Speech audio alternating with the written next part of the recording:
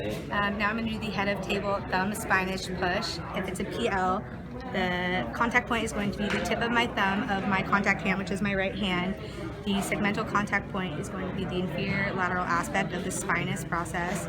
The stabilization point is going to be the hypothenar on the parietal area of my left hand. And the segmental stabilization point is going to be the hand, my left hand on the skull, hypothenar of the parietal area. And the line of correction is lateral to medial, left to right, with the forearm perpendicular to the segmental contact point and parallel to the floor.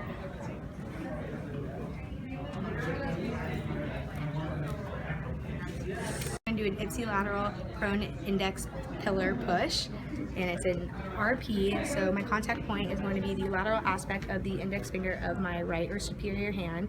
The segmental contact point is going to be the posterior aspect of the right articular pillar. The stabilization point is the thenar of my left or inferior hand, and it's going to traction the head cephalad. And my segmental stabilization point is going to be the left mastoid and posterior inferior occipital rim. And my line of drive is P to A, I to S, in line of the plane of the facet joints, with my forearm parallel to the floor. Look at this. If I come this way, there's no way I can get it. Turn your head. Now I'm going to do a supine thumb pillar push for a PL. The contact point is my right thumb. The segmental contact point is my right articular pillar. The stabilization point is the left index and sixth. The segmental stabilization point is the temporoparieto-occipital junction, and the line of correction is P to A, I to S, slight lateral to medial, which is right to left.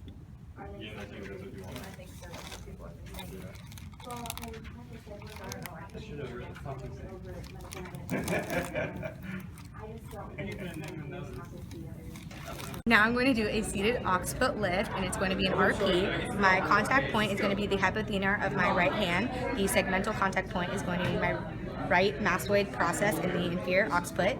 The stabilization point is going to be the hypothenar of my left hand to reinforce the contact hand, and the segmental stabilization point is going to be the dorsum of the right hand, and the line of correction is going to be P to A, I to S, lateral to medial, with a slight scooping motion. Turn your head that way.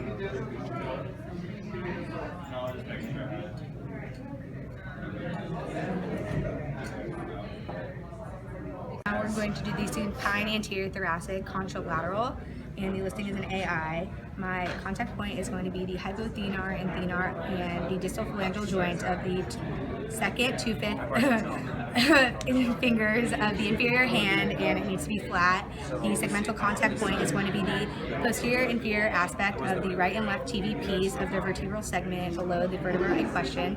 My stabilization point is going to be the calcaneal aspect of my superior hand, which is the right hand, and my segmental stabilization point is the low elbow to ensure a I to S line of drive, and the line of correction is A to P, I to S, parallel to the 60-degree angle of the facet joints.